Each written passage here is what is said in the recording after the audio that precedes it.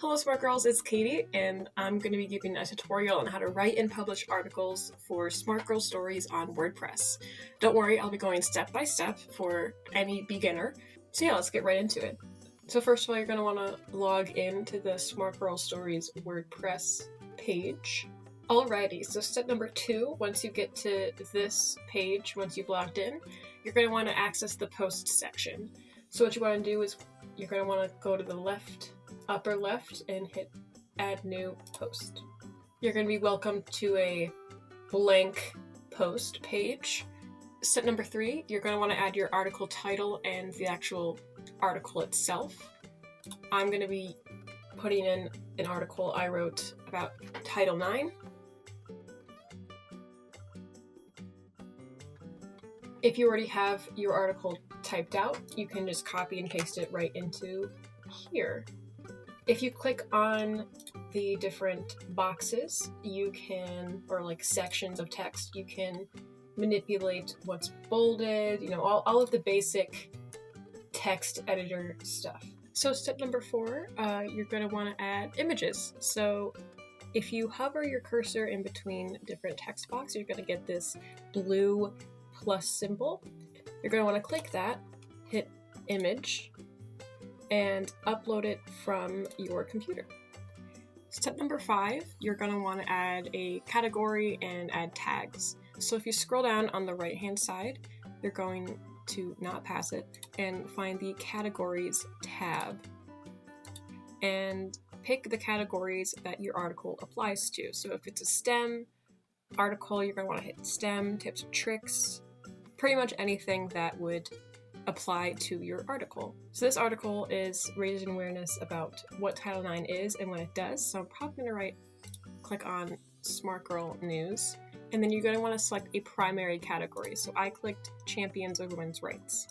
After you pick your category, you're going to want to go one tab below and hit tags, and you're going to want to add as many keywords that describe your article as possible. So for example, I would write Title IX and follow these directions, separate with commas or the enter key. So I'm going to write the organizations and resources that Lisa provided in the article. Next, you're going to scroll down to the very bottom and you're going to see this focus key phrase tab. You're going to think of main phrases that someone would Google to find your articles. For example, email marketing tips or cooking recipes, phrases like that. For example, I'm going to write, what is Title IX? ? So if you scroll down a little bit, you're going to see the SEO title, the slug, and the meta description. The SEO title is pretty much what you're going to see when you search something up in Google, for example. So right now it just says Smart Girl Stories, and that's not very helpful. So you're going to want to type in the SEO title, what is Title IX? And if you noticed, there's this green bar getting all happy as I type.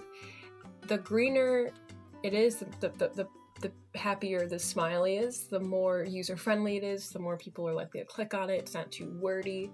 You're probably going to want to keep the separator in the site title. That's pretty much what the dash in the Smart Girl Stories is. But if you can add things afterwards if you want. Or what I'm going to do is make a colon, a conversation with.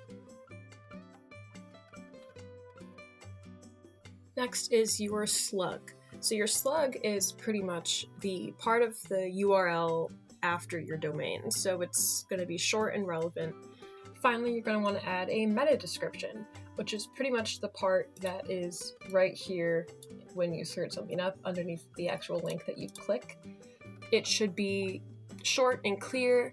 It should be persuasive and include keyword phrases. When it comes to the smileys, especially when it comes to longer text, it's okay if the AI doesn't recognize it as something completely green. As long as you're not in the red, I think that's perfectly fine. If it makes sense, it's short and sweet, that is what is important. It is also good to note that in the focus key phrase section, you can click Get Related Key Phrases and let AI add key phrases based off of what I'm assuming, has learned from other insights in other articles. You can also use AI here for the title and the slug and of course the meta description. Also make sure if AI is writing your article for you, you're going to want to look at some of the problems that arise here. So if this key phrase is, used way too much, then it might be like, maybe use a little bit less of them. But of course, it is kind of subjective. It depends on what the article is about. But for the most part, AI will do its job and make it readable and happy for the viewers. Not to mention, you can always play with the Write with AI section. This applies to down below, but on the right here, you can use Yoast SEO and improve the entire post with it as well.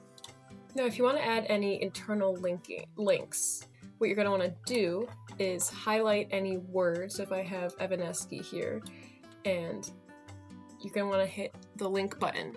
You're going to want to copy the URL. So if I type out Lisa Evanesky and click this, you're going to get her page on the SUNY SQL website.